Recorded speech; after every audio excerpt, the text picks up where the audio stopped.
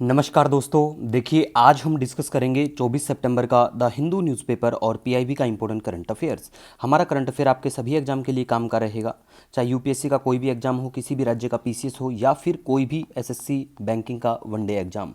तो लीजिए शुरुआत करते हैं। बिल्कुल आज देखो, बिल्कुल चर्चा में है समिट ऑफ द फ्यूचर। आपको पता होना चाहिए, पता भी होगा आपको कि हमारे प्राइम मिनिस्टर साहब अभी अमेरिका गए हुए हैं, अमेरिका की यात्रा।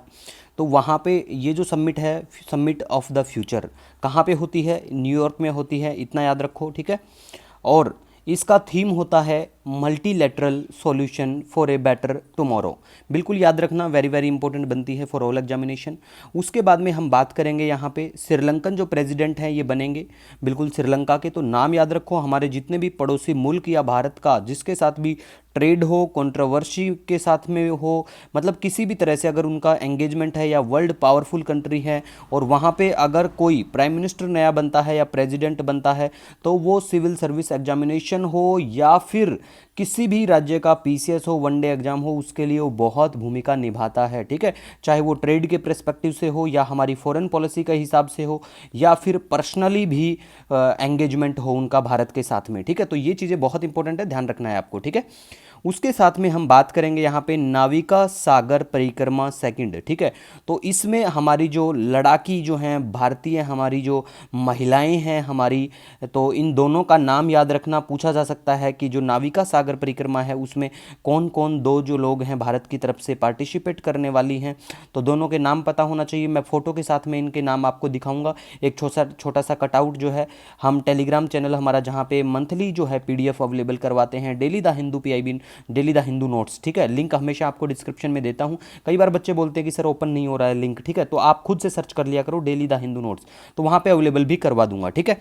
नेक्स्ट देखो, वेरी वेरी इंपॉर्टेंट है, वनडे एग्जाम में तो ऐसी चीजें बिल्कुल पूछ लेते हैं। सेकुलरिज्म के बारे में देखो, अगर हम सबसे पहले भारत के पर्सपेक्टिव में बात करें तो देखो, भारत का जो सेकुलरिज्म है वो एक न्यूट्रलिटी बेस्ड टाइप का है। न्यूट्रलिटी बेस्ड, आप उसको पॉजिटिव सेकुलरिज्म भी बिल्कुल बोल सकते हैं।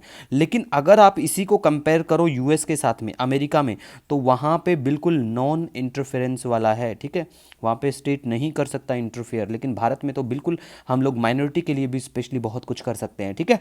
तो अब देखो, भारत की स्पेशली हम बात करें सेकुलर वर्ल्ड के बारे में, सेकुलरिज्म के बारे में, तो रिसेंटली ये न्यूज़ में इसीलिए भी आता है, गवर्नर साहब कहते हैं कि भारत में जो ये वर्ड है सेकुलरिज्म, सेकुलर जो शब्द है, इसको जो ये ऐड किया गया है इंडियन प्रियम्बल में 42nd कॉन्स्टिट्यूशनल अमेंडमेंट एक्ट 1976 में, जो ये ऐड है प्रियम्बल में, तो ये जो है ये हमारा वर्ड नहीं है, जो कि बिल्कुल 101% सही बात है। क्योंकि अगर ऐसा होता तो शायद हमारा जो कॉन्स्टिट्यूशन बना था उस टाइम पे भी इसको ऐड करना चाहिए था शुरुआत में ही, लेकिन बाद में 42nd कॉन्स्टिट्यूशनल अमेंडमेंट एक्ट 1976 के बाद इसको ऐड किया गया था। तो क्या कुछ जरूरत पड़ी, ये एक अलग इशू है, लेकिन शायद ये नहीं है, भारत का तो वर्ड नहीं है, क्योंकि भारत तो हमेशा से ही इन प्रिंसिपलों से भी अच्छे प्रिंसिपल के ऊपर बेस्ड है भारत, ठीक है। तो भारत को ऐसे शब्दों की कोई जरूरत भी नहीं है। और ये शब्द बताया गया कि यूरोपियन जो नेशन है उनके लिए, उनको मतलब समर्पित टाइप का वर्ड है। तो भारत तो पहले से ही इससे भी अच्छा टाइप का, भारत में जो एक दूसरे के प्रति धर्म के लिए जो वैल्यू है भारत में, वो मतलब पहले से ही है, ठीक है। तो सेकुलर जो है शब्द बिल्कुल यूरोप का है, ऐसा कहा गया है रिसेंटली, लेकिन बात भी ऐसी है। आपकी क्या राय है कमेंट सेक्शन में जरूर अपनी राय दिया करिए। लेकिन एग्जाम के लिए जो काम की बात है वो देखिए ये है कि जो सेकुलरिज्म जो ये वर्ड है ये रिफ्लेक्ट करता है एग्जिस्टेंस ऑफ, क्या, किस चीज का एग्जिस्टेंस, कि हमारे कॉन्स्टिट्यूशन में क्या कुछ, मतलब क्या फंडामेंटल राइट जो हमारे हैं वो सेकुलरिज्म को बताते हैं। जी बिल्कुल, हाँ बताते हैं। फंडामेंटल राइट जो हमारी directive principle of state policy है, क्या वो सेकुलरिज्म के बारे में बात करता है? बिल्कुल, ये भी इसमें भी मेंशन है, बात भी की जाती है सेकुलरिज्म के बारे में। मतलब जो इसमें प्रिंसिपल मेंशन है वो बिल्कुल सेकुलरिज्म के ऊपर बेस्ड है। फंडामेंटल ड्यूटी, जी हाँ बिल्कुल, फंडामेंटल ड्यूटी भी इसके बारे में बात करती हैं, वो भी बताती हैं कि भारत एक सेकुलर है, ठीक है। उसके बाद में देखो, केशवनंदा भारती जो केस आता है 1973, ठीक है, 1973, ठीक है, ये कहता है पार्ट ऑफ बेसिक स्ट्रक्चर है, क्या सेकुलर जो है वर्ड ये पार्ट ऑफ बेसिक स्ट्रक्चर है, ठीक है, ये कहता है। अब आपको बेसिक चीजें ध्यान रखना है बस सेकुलरिज्म के बारे में कि कहां कहां से इसका एग्जिस्टेंस भारत में आपको देखने को मिलेगा, ठीक है। उसके बाद में हम बात करें यहां पे कुडियट्टम के बारे में। देखो कुडियट्टम जो है एक ट्रेडिशनल परफॉर्मिंग आर्ट है, इसका भी एग्जिस्टेंस आपको देखने को मिलेगा जो 10th सेंचुरी का टाइम पीरियड था उस टाइम पे भी। तो ये ट्रेडिशनल परफॉर्मिंग आर्ट है, केरल की है, इतना याद रखो। एसएससी और मंडे एग्जाम के बच्चों के लिए तो यही डायरेक्ट पूछी जा सकती हैं चीज़ें, ठीक है, और पूछी भी जाती हैं, ठीक है गाइस। उसके बाद में हम बात करेंगे पैलेस्टीन के जो प्रेसिडेंट हैं महमूद अब्बास, ठीक है, तो ये नाम याद रखो इनका। प्रेसिडेंट साहब हमारे जो प्राइम मिनिस्टर साहब है ना, उनके साथ में इनकी एक मुलाकात होती है, तो ये चर्चा में आते हैं, तो ध्यान रखना है बस आपको, ठीक है। इसके साथ ही हम यहाँ पे बात करेंगे अब लापता लेडीज, ठीक है। लापता लेडीज जो है इंडिया की तरफ से इसकी एंट्री हो गई है ऑस्कर 2025 में। इसको डायरेक्ट किया गया बिल्कुल किरण राव के द्वारा, और इसको अगर कोई पुरस्कार भी अगर मिलता है तो बहुत गर्व की बात है भारत के लिए, और हम बिल्कुल इसको लेके आएंगे, और ये 100% फिर पूछा जाएगा। अगर मिलता है तो वो सिचुएशन अलग है, तब होगा तो देख लेंगे, ठीक है, लेकिन आपको ध्यान रखना है कि भारत की तरफ से एंट्री मिली है इसको, ठीक है। उसके बाद में हम बात करेंगे गाइज, यहाँ पे देखो सूडान जो है, यहाँ पे कॉलेरा का डिजीज जो है, कॉलेरा, इसका आउटब्रेक हो गया। कैसे क्या फैलती है मैं पहले के वीडियो में बिल्कुल ऑलरेडी डिस्कस कर चुके हैं। आप हमारा जो पीडीएफ है, वीडियो है, वो बिल्कुल देख लिया करिए, और मैं आपको बोलता हूं हमारा आप डेली वीडियो देखा करो। देखो 7 से मैक्सिमम 10 मिनट का तो शायद नहीं होता, 7-8 मिनट का ही हमारा वीडियो होता है।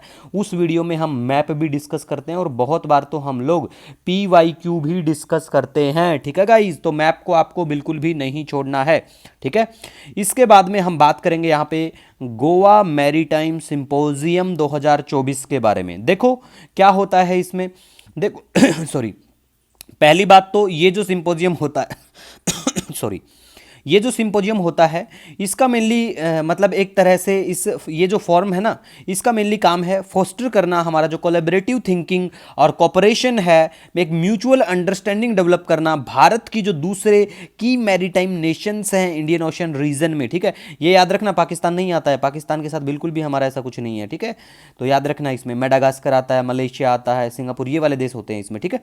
अब देखो इसके बारे में बेसिकली अगर हम बात करें, मतलब ये वाले इसमें जो इंडियन ओशन रीजन के लगभग 12 के आसपास देश हैं इसमें, ठीक है। सबका नाम याद रखने की कोई ज़रूरत नहीं है, बस ऐसे रखो कि पाकिस्तान नहीं है ऐसा, ठीक है, मतलब हम इसमें शामिल नहीं है। अब देखो गोवा मैरीटाइम सिंपोजियम 2024 जो है, इसको इंस्टीट्यूट, मतलब अगर इसके बारे में, इस सिंपोजियम के बारे में बेसिकली बात करें तो इसको इंस्टीट्यूट किया जाता है इंडियन नेवी के द्वारा 2016 में, ठीक है। और ये बिल्कुल कंडक्टेड होता है biennially by naval war college of Goa के द्वारा। तो सिर्फ इन चीज़ों का ध्यान रखो कि कौन इसको कंडक्ट करवाता है, इंडियन नेवी ने कब इसको इंस्टीट्यूट किया था, और इसका मेनली टारगेट क्या है, ठीक है गाइज। और कुछ भी इसमें काम का इतना नहीं है। अब देखिए हम बात करेंगे यहाँ पे स्टाफाइलोकोकस ओराज। देखो कोई भी आपका प्रोनाउंसिएशन है वो अलग इशू है, लेकिन ये याद रखो ये क्या है, ओरियास या जो भी है, ये देखो एक बैक्टीरिया है, ठीक है, ग्राम पॉजिटिव बैक्टीरिया है बिल्कुल। और मोस्ट ऑफ द टाइम ये जो है बैक्टीरिया, ये हार्म नहीं पहुंचाता, नुकसान नहीं करता है। ऐसा मत सोचना मैंने यहाँ लिखने का मतलब ये है कि bacteria most of the time does not harm, नुकसान नहीं पहुंचाते, लेकिन हम बात कर रहे हैं इस वाले बैक्टीरिया के बारे में, ठीक है। तो सिर्फ आपको इतना ही ध्यान रखना है। उसके बाद में हम बात करेंगे हिल्सा के बारे में। हिल्सा क्या है, देखो हिल्सा के बारे में बात करें तो वेरी वेरी इंपॉर्टेंट है सभी पेपर के लिए, एग्जाम के लिए, यूपीएससी के लिए तो बहुत इंपॉर्टेंट है ये। क्यों? क्योंकि देखो हिल्सा जो है, बांग्लादेश जो है वो एक्सपोर्ट करेगा भारत को। हिल्सा क्या है? साल्ट वाटर फिश है, इतना याद रख लो आप, ठीक है। बहुत इंपॉर्टेंट है, यूपीएससी के द्वारा पहले भी ऐसे सवाल पूछे गए हैं और पूछे भी जाते हैं ऐसे वाले जो सवाल होते हैं, ठीक है गाइज। नेक्स्ट अब हम बात करेंगे प्लेस इन न्यूज के बारे में। तो देखो मैप में आपको लोकेशन दिख रही होगी, यहाँ पे सेनेगल दिख रहा होगा, ये भी चर्चा में है बिल्कुल। यहाँ पे सेनेगल, कुछ लोगों की यहाँ पे डेथ होती है, तो ऐसा सब करके ही ये न्यूज में देखने को मिलेगा। सूडान जो है ये भी आपको देखने को मिलेगा, कंफ्यूज मत होना सूडान से और साउथ सूडान को लेके, ठीक है। तो ये आपको बिल्कुल ध्यान रखना है आपको, ठीक है। उसके बाद में देखो ऐसे कंफ्यूज मत होना, देखो सूडान का बाउंड्री तो यहाँ पे ये है रेड सी, यहाँ पे बिल्कुल रेड सी है इधर, लेकिन साउथ सूडान बिल्कुल बंद, ठीक है। तो ऐसा करके ध्यान रखना है। उसके बाद में गाइज हम यहाँ पे बात करेंगे दूसरी अगर लोकेशन आपको दिखाई मैप की, तो देखो अल्बानिया। अल्बानिया ये आपको दिखाई दे रहा होगा, यहाँ पे अल्बानिया पड़ता है, ये मेडिटेरियन सी का एरिया पड़ता है, ठीक है। तो अल्बानिया आपको दिखाई दे रहा होगा और इनका कैपिटल शहर है जिसका नाम है तिराना। तो पूछा जा सकता है Tirana match of the following में ऐसे मिल जाता है, तिराना को अल्बानिया से कर दिया है ना, या अजरबैजान से कर देंगे, ऐसा करके मिलेगा पेपर में। तो ऐसी चीज़ों को नहीं छोड़ना है आपको, ठीक है गाइस, ध्यान रखना है बिल्कुल ऐसा। उसके बाद में देखो आज आपको कमेंट करके बताना है, ये पड़ता है इधर ब्लैक सी, तो ब्लैक सी को कौन कौन से देशों की बाउंड्री बिल्कुल टच करती है, कमेंट सेक्शन में जरूर बताइए।